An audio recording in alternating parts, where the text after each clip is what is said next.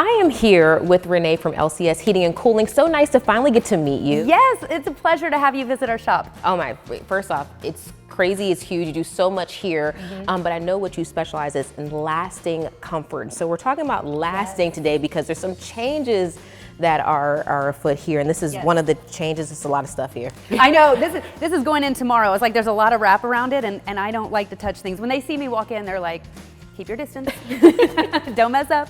So let's talk about some of those changes that homeowners can expect with their appliances as we move to try to be more mindful of the environment. Yes, so the global warming potential, that's where the new refrigerant, so I don't know if you've heard or not, but there is a new refrigerant that's coming that's going to really take effect January 1st, 2025. So the Department of Energy is really looking to be more environmentally friendly than what we even already are with our refrigerants and our air conditioners. And so, you know, we've started getting a few questions because people are starting to hear about this and how does it affect, you know, the average homeowner who might be interested in replacing their system.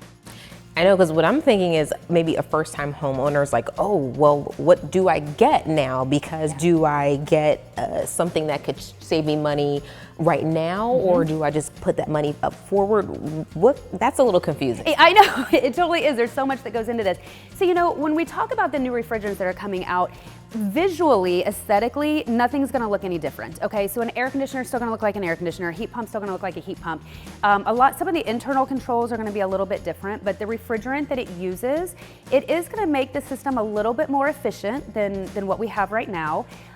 But all in all, it really is for environmental purposes, okay? So the biggest thing that people are gonna see is going to be in that cost that you mentioned, okay? So budgeting for a new system is always going to be a good idea rather than having to make a quick decision because your air conditioner went out, okay? This system right here uses our current refrigerant of R410. A lot of the equipment isn't even available yet. That's gonna be coming in 2025, okay? But there is gonna be that choice to make. Do I stick with the current refrigerant that's being used in air conditioners, or do I wait and upgrade to the new A2L refrigerant that's coming out? There's gonna be about a 10 to 30% increase in the new refrigerant, the new equipment that uses the new refrigerant.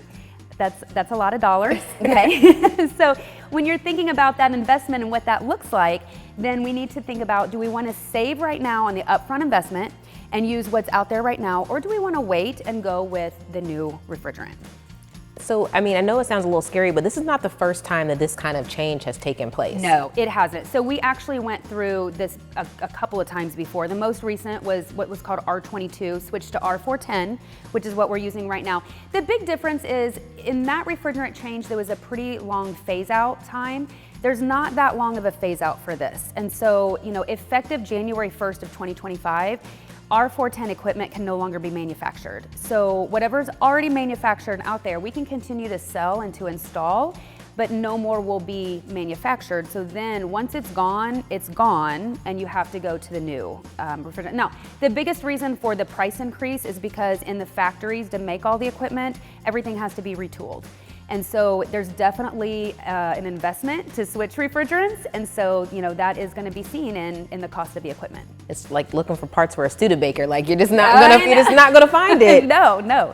So I think the biggest thing for people to think about too is, you know, making that decision of which one to go into, the cost savings. You know, something else that we've been asked is for warranty purposes, you know, this equipment, this system right here has a 12-year warranty with it. And so even though this system's not gonna be manufactured after 2025, will I still be able to get parts for warranty?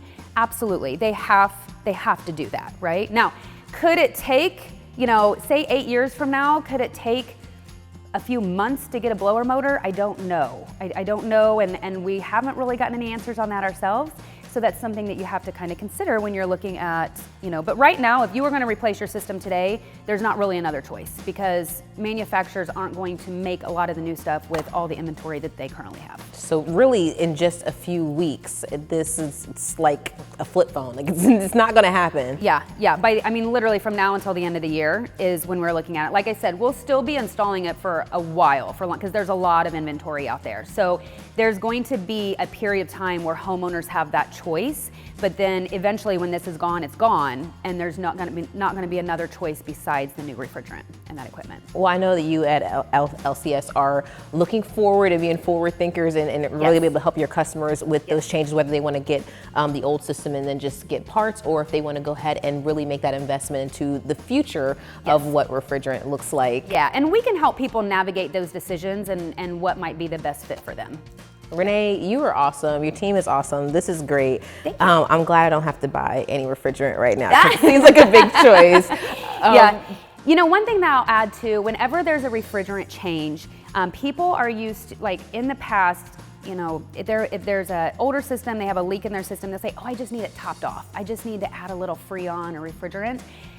As 410 phases out, the same thing happened with R22, you know, it's supply and demand. The cost of that refrigerant is going to get higher and higher and higher as there's less available. And so it's not a cheap fix to just top it off. Like, you're going to be faced with that decision of, do I make a probably significant repair on my older system, or do I go ahead and replace it? So there's a lot of questions that could come up for people, but that's where, you know, reach out and ask those questions and we can help people navigate that. Renee, thank you. You are awesome. Your team is awesome. If you want Thank more you. information, of course, you want more information, you can head to Life.Style.Live.tv.